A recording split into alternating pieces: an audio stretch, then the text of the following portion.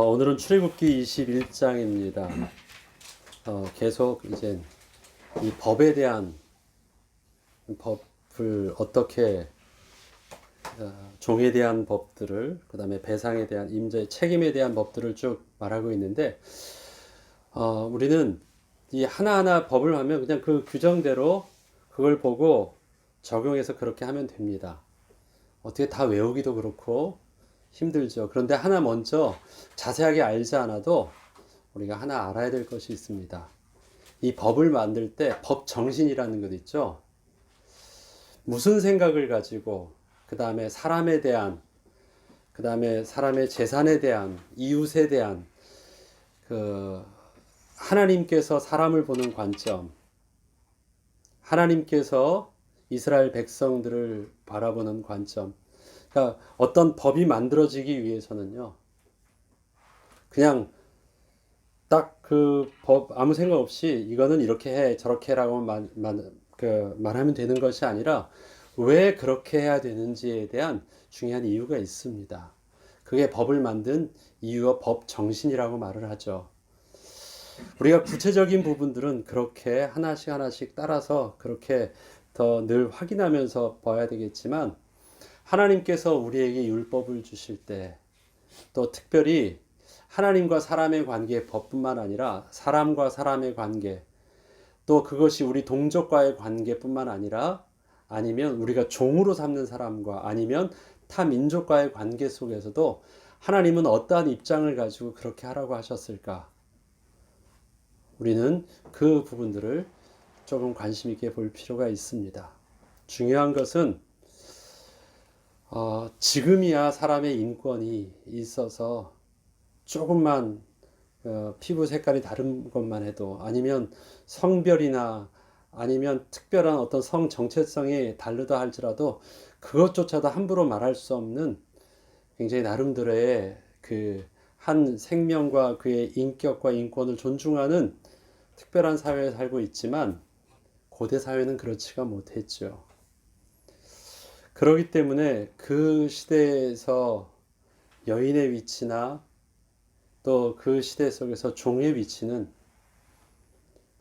지금 우리가 인격적으로 1대1로 관계를 맺을 만큼 평등한 위치는 아니었을 거예요. 특별히 종은 더더욱 그렇습니다. 영국에서만 해도 18세기 그 종이 민주주의가 발달하기 전에 그 인권이, 흑인이나 아니면 종들에 대한 인권이 발달하기 전까지는 그 내용을 보니까 말하는 짐승이었더라고요. 사람으로 보지 않고 그냥 말하는 짐승. 짐승인데 그는 특별하게 사람의 말을 알아들어요. 그렇게 우리랑은 다르다라는 거예요. 얼굴만 비슷하고 뭐 똑같이 손 두 개, 발 두 개, 똑같이 이 모양을 가지고 있다고 해서 나랑 똑같느냐? 아니라는 거예요. 그들의 가지고 있었던 기본적인 사고방식입니다. 그런데 기독교는, 하나님의 법은, 하나님이 사람을 보는 방식은요, 그것보다 훨씬 더 오래된 고대 사회인데도 종에 대해서도 아주 인격적이고, 여인에 대해서도, 심지어는 이방 민족에 대해서도 그가 사람으로서의 존중함은 그대로 받을 수 있도록 이 율법이 진행되고 있음을 봅니다. 하나하나 더 보도록 하죠. 1번, 히브리인은 영원히 종으로 삼을 수 없으나 이러한 히브리인을 영원히 종으로 삼을 수 있는 조건이 있습니다. 하나님의 백성은 하나님의 소유예요. 그래서 누가 서로 하나님의 백성끼리 그가 누구에 속하지 못해요. 그래서 하나님께서 율법으로 희년제가 있고 면제년이 있어서 어느 정도 빚을 지면 그것에 대한 채무의 의무가 있어서 몇 년 동안 대신 갚을 것이 없어서 자기 몸을 팔아서 그 빚을 대신 갚기도 하지만, 그것은 일시적인 것이고, 그것은 면제년이 되면 채무의 빚이 얼마 남았다고도 상관없이 그것이 모두 다 면제가 됩니다. 그래서 근본적으로 히브리 백성, 하나님의 백성은 누구에게도 속하지 않는 것이 원칙입니다. 그럼에도 불구하고 히브리인이 히브리인 종을 영원히 종으로 삼을 수 없음에도 불구하고 면제년과 상관없이 영원히 종으로 삼을 수 있는 조건도 있대요. 그게 오늘 나와 있는 또 히브리 종에 대한 또 남자 종에 대한 법입니다. 어떻게 그 조건을 말하고 있습니까? 자, 5절부터 있죠? 5절부터 우리 한번 읽어봅시다. 5절 시작. 만일 종이 분명히 말하기를 내가 상전과 내 처자를 사랑하거니 나가서 자유인이 되지 않겠노라 하면 상전이 그를 데리고 재판장에게로 갈 것이요 또 그를 문이나 문설주 앞으로 데리고 가서 그것에다가 송곳으로 그의 귀를 뚫을 것이라. 그는 종신토록 그 상전을 섬기리라. 일단 제일 먼저 첫 번째 중요한 건 뭐냐면 내가 스스로 분명하게 그 주인에게 나가서 자유인이 되지 않겠노라고 내 입으로 전인격적으로 선언하는 것입니다. 주인의 강요에 의해서 내가 억눌려서 끌려가는 것이 아니라 내가 주인의 종이 주인의 종이 되겠노라고 스스로가 그에게 가서 고백하는 거예요. 그리고 지금 이 상황은 뭐냐면 종으로 있다가 면제년이 돼서 완전히 종으로서 이제 더 이상 채무에 빚이 없을 때, 채무질 의무가 남아있지 않은 자가 이런 말을 할 수 있는 것입니다. 종인 자는 계속해서 종이 되겠다가 말하는 게 의미가 없죠. 종으로 있다가 면제년이 되었어요. 희년이 돌아왔단 말이에요. 그래가지고 이제는 더 이상 내가 그 사람에게 종으로 되지 않을 시기가 돼 있는데, 그래서 자유인으로 갈 시기가 돼 있는데 자기가 여러 가지 사정과 또 그것이 자기는 더 기쁠 것 같아서 여러 가지 이유 때문에 나는 당신의 종이 되고 싶습니다라고 정확하게 표현을 하는 거예요. 그러면 그래? 그러면 그 의사를 표시를 이제 듣고 주인이 그 종을 데리고 어디를 가요? 재판장에게로 가요. 공적인 그것을 판결하고 공증해 줄 수 있는 재판장에 가서 공증을 받죠. 그리고 그 히브리 종을 어떻게 해요? 그 종을 자기 집에 있는 바깥 문이나 그 다음에 문설주에다 귀를 대고 거기다 송곳으로 대고 뚫습니다. 그러면 그걸 뚫고 나왔으니까 여기도 분명히 흠집이 날 것이고요. 그 다음에 그 뚫은 송곳을 거기다가 박아두어요. 또 종으로서는 귀에 또 이어링 하듯이 뚫려 있겠죠. 그거보단 더 크게 뚫릴 거예요. 흉터가 남습니다. 그렇게 하면 그가 영원히 이제 희년과 면제년과 상관없이 종이 되어진대요. 그를 가리켜서 귀 뚫린 종이라는 것입니다. 일반 종하고 좀 달라요. 왜냐?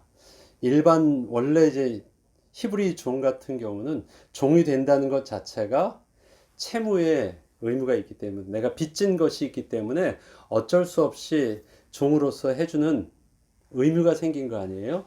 근데 이 귀 뚫린 종은 내가 빚진 것이 없어요. 이미 나는 빚에 대해서 다 갚았어요. 면제를 받았기 때문에 나는 주인과 종의 관계가 이미 이젠 동일한 히브리 백성으로서 동일한 관계예요. 그 상태에서 나는 그래도 법적으로는 이제 나도 이제 종으로서의 신분으로 자유함을 얻었지만 나는 당신의 종이 되는 걸 선택하겠습니다 하고 말을 한 거예요. 그가 이제 귀 뚫린 종의 위치입니다. 그래서 역할은 종이 되겠다고 했으니까 역할은 어떻게 해요? 좀 하이어돼서 종처럼 역할을 하는 거예요. 그러나 그는 지난날에 빚이 있는 종과는 다르기 때문에 주인은 그는 종의 역할을 내 밑에서 종의 역할을 하고 내가 그를 보살피는 사람이 상전이 돼 있지만 그가 나에게 빚진 자가 아니라는 사실들을 알고 그를 종으로 대하되 자유인처럼 대해 줍니다. 그래서 식사하는 것도 그 다음에 그와 대화하거나 맡기는 것도 그동안 빛이 있었던 진짜 종과는 다른 위치로 그를 대합니다. 그게 귀 뚫린 종의 모습이에요. 우리는 이 부분을 가지고 또 많은 영적인 의미로 또 우리가 하나님 앞에서 귀 뚫린 종과 같은 신분으로서의 우리의 모습을 다시 하나님 앞에서 헌신하기도 합니다. 우리가 예수 그리스도를 통해서 우리의 죄가 대속함을 받고 죄로 종로로 타던 우리의 신분이 예수 그리스도께서 우리의 죄를 사하여 주심으로 하나님 앞에 자유인이 되었지만 우리는 자유인이 된 모습 속에서 나를 봐도 내가 하나님 앞에 하나님의 종된 모습으로 하나님의 보호와 하나님의 은혜 아래 있는 것이 내가 복되다는 것을 내가 깨달아서 이제는 내가 스스로 하나님 말씀에 순종하는 종됨을 스스로 내가 선택하는 거예요. 그래서 영원히 종됨을, 영원히 하나님의 말씀을 순종하는 것을 내 자유를 가지고 하나님의 순종을 선택해요. 그래서 우리는 어쩔 수 없이 순종하는 것이 아니라 나는 내 자유의지를 가지고 순종이라는 나의 모습을 선택을 한 것입니다. 그러기에 그런 종된 모습이지만 하나님과의 우리의 관계는 종처럼 하나님이 우리를 여기지 않으시고 또 우리도 종처럼 하나님 눈치를 볼 것이 아니라 하나님의 은혜의 날개 아래에서 보호를 받으며 그 말씀에 순종함으로 복을 누릴 수 있는 위치가 되는 거예요. 그래서 우리의 모습을 귀 뚫린 종이라는 표현을 또 영적으로 우리가 고백하기도 합니다. 이거는 히브리 남종의 경우 그렇게 합니다. 그런데 여자 종인 경우, 히브리 여자 종뿐만 아니라 여자인 경우는요, 남자 종과는 조금 다른 절차를 겪습니다. 그러니까 여자 종인 경우는 대우하는 것이 히브리 남종의 경우에 비교하여 차이가 있는 부분들이 있는데 어떤 차이가 있을까요? 여기를 이제 뭐 전체적으로 읽어보면 설명이 그런데 그냥 제가 오늘 본문을 그냥 쭉 설명을 드리겠습니다. 하나 하기가 뭐 하니까 나중에 한번 더 읽어보시면 자세히 읽어보시면 좀 더 이해가 쉬울 것 같아요. 남자의 경우는 7년 후에는 자유인이 될 수도 있습니다. 그거는 기간에 따라서 그럴 수도 있는데 여자의 경우는요 7년이 지나도 7년이 되지 않아도 자유인처럼 될 수 있는 신분을 획득하기도 해요. 언제?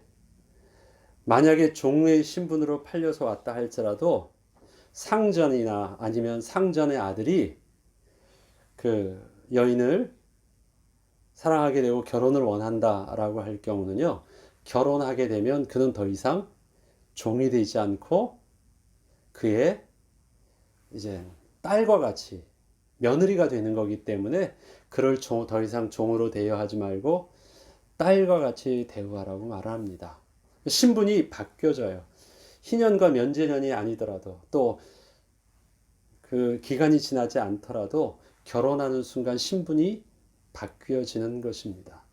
우리가 예수님과 결혼하는 예수님, 우리가 신부된 모습으로 신랑 되신 예수님과 연합하는 순간 우리의 신분이 바뀌는 것처럼 비록 종의 신분이었지만 더 이상 우리를 종으로 여기지 아니하고 동일한 그 남편의 신분과 같은 위치로 바뀌어집니다. 그래서 그 여인을 종처럼 대우하지 않습니다. 심지어 이따가 여인하고 정말 생각했던 것과 달라서 마음에 안 든다 할지라도 그를 버리면 다시 종처럼 하지 않고 그를 자유인으로 놓아줍니다.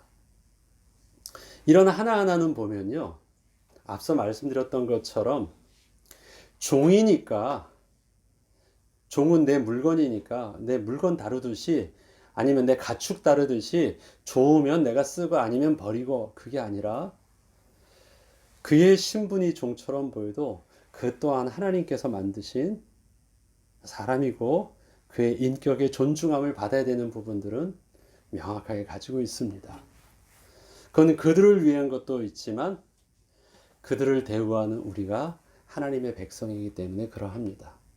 하나님의 백성답게 존중함으로 그렇게 하는 것입니다. 그래서 남자 종과 여자 종의 모습은 조금 다르고요. 남자 종이라 할지라도 히브리 종과 남자 또 일반 종의 모습은 다릅니다. 또 여기선 뭐 말씀은 안 드렸지만 히브리 종이 자기는 지금 혼자 왔지만 주인이 나에게 아내를 주어 아내를 낳고 아내를 주어 그 아내와 결혼을 하고 자녀를 놓으면 그는 자유함을 얻지만 나중에 나아갈 때는 아내와 그를 통해서 낳은 자녀는 자유함을 받지 못하죠. 그것이 이제 자유함을 받으려면 어떻게 돼요? 이제 자기가 귀뚫린 종이 되는 거예요. 그러면 이제 그 신분이 남편의 위치 속에서 다 바뀌는 거예요. 다. 이러한 어떤 그 부분들을 통해서 이건 그냥 그대로 이해하시면 될 것 같습니다. 자, 다음 3번을 보겠습니다. 도피성은 가해자를 보호하기 위한 제도입니다. 그러나 도피성에 들어갔다고 하더라도 결코 보호를 받지 못하는 이유가 있다면 무엇 때문이죠? 무조건 도피성에 들어간다고 사람들이 다 보호받는 거 아니에요. 도피성에 급하게 들어갔다 할지라도 분명히 딱 심사를 합니다.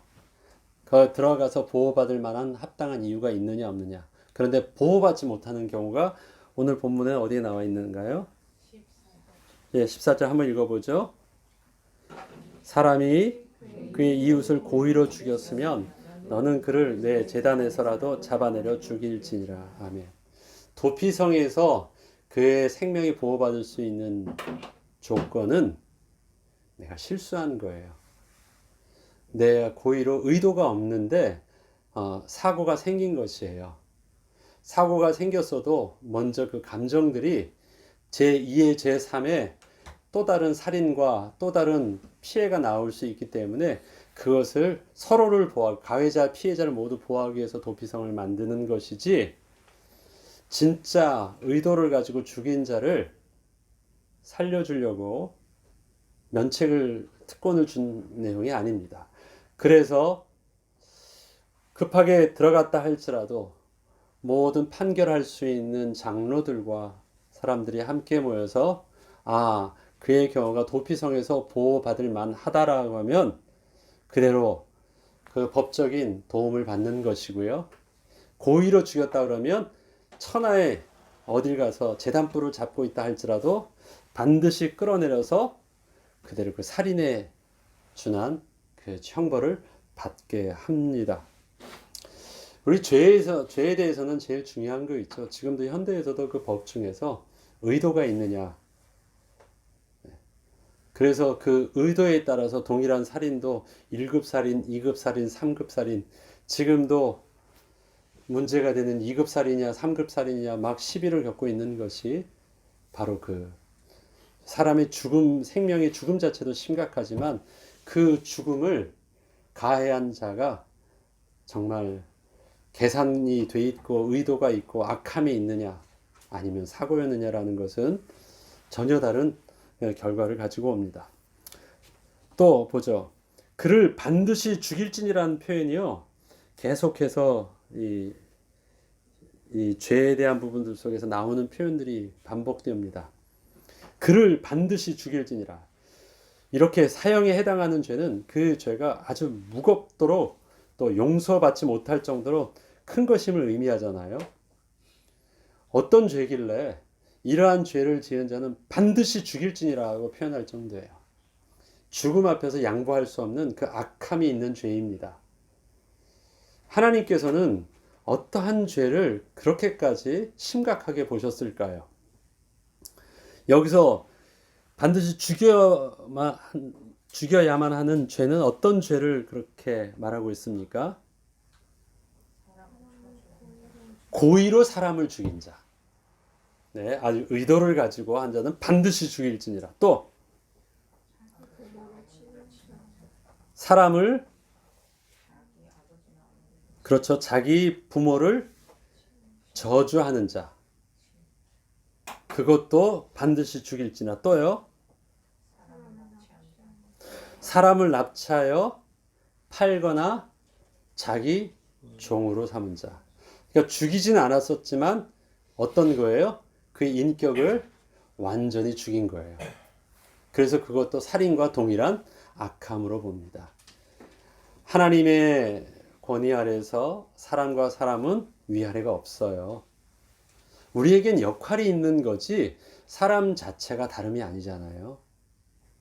그렇기 때문에 사람을 납치하고 내가 힘이 있다고, 내가 할 수 있는 좀 저들을 마음대로 좌지우지할 수 있는 능력이 내게 된다고 해서 사람을 납치하거나 그를 또 다른 데서 멀리 팔거나 아니면 그를 자기 밑에 두고 종으로 삼거나 하나님은 용서하지 않으신다고 하죠. 반드시 잡아 죽일지니라. 근데 여기에서 부모를 저주하는 자도 동일한 죄로 하나님은 분명히 말씀하여 주셨습니다. 우리의 삶에 세상이 힘으로만 움직여진다면 그게 사람 사는 세상이 아니죠. 그건 그냥 동물에 사는 양육각식의 세상입니다. 하나님이 지으신 사람이 사는 이 공동체 안에선 중요한 것은 힘으로 작동되어지는 것이 아니라 권위 아래서 작동되어집니다. 권위. 그것이 무너지면 모든 게 다 무너지는 거예요. 그래서 우리가 하나님과의 우리의 관계 속에서도 하나님이 우리보다 힘센 전능하신 분이기 때문에 우리가 고개를 숙이는 것이 아니에요. 하나님이 주인이시기 때문에 우리가 고개를 숙이는 것입니다. 그것은요, 하나님의 권위 앞에서 우리가 순종할 수 있는 것은 권위 앞에서 경외함, 그러니까 그 권위 앞에서의 우리가 두려움도 있지만 반대로요, 그 권위 아래서 친밀함도 있어서 두려움도 괜찮습니다. 왜? 힘에 의해서 내가 눈치 보는 관계가 아니기 때문에 그래요. 그게 경외입니다. 하나님을 사랑하는 것과 하나님을 두려워하는 것을 함께하는 것이에요. 왜? 그것이 우리가 권위 아래에 있기 때문에 그렇습니다. 그런데 그게 힘 아래에 있다 그러면요, 눈치 보는 삶이에요. 우리는 그런 관계가 아닙니다. 그것이 부모와의 관계 속에서도 마땅히 하나님께서 우리가 하나님으로부터 생명이 나음을 받은 것처럼 이 땅에 우리가 부모로부터 우리의 생명을 받았기 때문에 바로 하나님을 우리의 소중하게 여김과 동일한 권위로 부모에 대한 섬김과 존경과 순종함을 성경은 동일하게 봅니다. 그래서 하나님께 불순종하는 것과 부모에게 불순종하는 그 부분들을 하나님 십계명을 통해서 동일하게 보는 것입니다. 그게 오늘 보면 반드시 죽일지니라고 말씀하실 정도로 하나님은 중요하게 여기신다라는 표현이에요. 네, 그 무게가 왜? 그것을 내가 지키면 성경은요, 그 순종하는 부분들에 대해서 그것이 너희를 장수하리라. 그것이 너에게 복이 되리라. 우리에게 복받는 그 비밀 중에 하나가 바로 부모에게 순종하는 것입니다. 그것은 이유가 없어요. 순종하는 것. 왜? 우리가 그 권위 아래, 하나님의 질서 아래서 우리가 따르는 것입니다. 하나님이 가르쳐 주시는 엄중한 말씀을 우리는 의미 있게 들을 줄 알아야 됩니다. 내가 볼 때는 사람을 죽이는 것은 큰 것처럼 보이고 부모님께 그거 하는 것은 뭐 좀 다른 문제처럼 보이죠. 그런데 오늘 본문을 보면 그걸 동일하게 보아요. 그 무게가 같아요. 그만큼 하나님은 이유가 있으십니다. 하나님의 법의 정신 앞에서는 이것이 우리의 살 길이고 이것이 우리의 복을 얻어야 되는 비밀임을 가르쳐 주기 때문에 우리는 그 말씀을 믿음으로 순종할 수 있어야 되겠습니다. 5번, 만일 이웃의 종을 불의의 사고로 죽게 하면 그 종을 위하여 주인에게 지불해야 하는 값이 얼마로 나와 있어요? 여기 보면 32절에 보면요, 불의의 사고가 나는데 자기 소가 들이받았어요. 이웃의 종을 불의의 사고로 죽게 한 겁니다. 이건 고의성도 아니었고요. 내가 의도에 있거나 한 것도 아니에요. 근데 내 소유된 소가 상대방의 종을 죽였어요. 종은 값으로 매매할 정도로 없이 값이 매겨지잖아요. 그 보상 금액이 얼마예요? 은 30세겔입니다. 그리고 그 소는 어떻게 하라고요? 죽이래요. 그 소는. 그래서 그의 피값을 그 소에게는 묻습니다. 일단 뭐 다른 여러 가지 이걸 통해서는 더 여러 가지가 더 몇 가지가 더 늘어날 수 있는데 일단 다른 건 내어놓고 한 가지만 우리 기억하죠. 보상 금액이 종에 대한 보상 금액이 은 30세겔입니다. 은 30세겔 하면 기억나는 또 성경에 은 30세겔에 팔려나간 것이 있죠. 가룟 유다가 예수님을 팔았을 때 받았던 돈이 은 30세겔입니다. 그러면 그 예수님의 가치를 무엇과 같게 한 거예요? 종처럼. 아주 가치 없는 자로. 그 돈이 은 30세겔이라는 개념 자체가 바로 종의 몸값이거든요. 종의 보상 비용이거든요. 그럼 여러분 요셉은 얼마에 팔렸을 것 같아요? 요셉은요? 은 20세겔에 팔렸습니다. 은 30세겔도 안 돼요. 그냥 참고로 한번 알아두시고요. 그래서 여기서 지금 은 30세겔에 팔렸다는 이게 종의 몸값을 표현하고 있는데 유대인들은 율법에서 그 숫자에 대해서 특별히 의미가 있고요. 유대인에게 있어서는 율법에 대해서 능통하고 있기 때문에 그냥 의미 없게 쓰는 것이 아닙니다. 돌로 쳐 죽여야 된다. 아니면 나무에 매달아야 된다. 아니면 은 30에 준다. 이런 거는요. 예수님에 대해서 철저하게 하나님의 아들이 되심을 부인하고 명확한 증거가 되는 공적인 행동들임을 분명히 알아야 됩니다. 분명하게. 여러분 우리 지난주에 그 십계명 계속할 때 그 내용이 있었죠. 만일 너희가 그 전쟁에 나가려고 할 때 하나님께서 전쟁에 나가는 자에 대해서 나가기 전에 제사장이 그 앞에 전장의 앞에 서서 제사장이 저들에게 가서 저들에게 하는 말이 있죠. 여호와를 위해서 여호와께서 너희와 함께하여 주실 것이다 외친 후에 거기서 만약에 결혼한 자, 결혼돼서 1년이 안 된 자, 그 다음에 또 어떤 자 있죠? 포도원을 산 자, 그 다음에 뭐 집을 새로 지은 자들은 가서 그 기쁨을 누리라고 해서 그들은 지금 전쟁 앞에는 중차대한 그 전장터에서도 그를 빼서 다 돌려보내라고 말합니다. 그 율법이에요, 율법. 구약 누가복음에는요, 왕의 잔치에 대한 부분이죠. 나가서 왕이 이제 자기 아들 잔치를 하니까 데리고 오라고 합니다. 그러니까 사람들이 자기가 친한 사람들을 먼저 이름 있는 사람들을 종을 불러서 가게에서 데리고 오게 합니다. 근데 그들이 핑계를 대죠. 어떤 핑계를 댑니까? 장가 가야 된다. 소도 사야 된다. 논과 밭에 나가서 할 일이 많다라는 표현이 있죠. 그것은 그냥 핑계가 아니에요. 율법적으로 반드시요 거부할 수 있는 핑계를 댄 거예요. 그냥 아무거나 이것저것 핑계를 댄 게 아니에요. 그만큼 그것이 굉장히 중요하다라는 것이고 율법에서도 그렇게 할 만큼 가정을 소중하게 하는 것, 내 개인의 축복들, 율법에 이미 정해져 있는 그 어떤 전쟁도 무시하는, 그 앞에서 왕의 명령도 일단 거부할 수 있을 만큼의 이 가정, 중요하게 핑계를 댈 수 있는 내용들이거든요.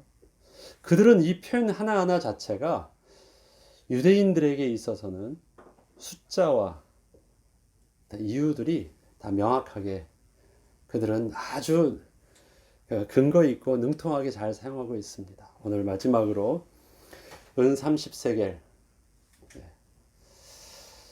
이것이 바로 종의 값이었다라는 부분들을 한 번 더 기억해 두시고요. 오늘 21장에 들었던 것처럼 우리의 하나님께서 이스라엘 백성들에 가르쳐 주셨던 이 법의 정신의 배경에는 종이나 또 이방인에 대해서도 동일한 그 사람으로서의 인격인 존중함이 분명히 있음을 우리는 그 당시였음에도 불구하고 있음을 우리는 또 배울 수 있어야 되겠습니다. 지금 와서 뭐 인권이 중요하다 다 얘기하지만 성경은 이미 구약에 지금으로 보면 거의 4,000년 전부터 있는 구약의 내용에서부터 하나님의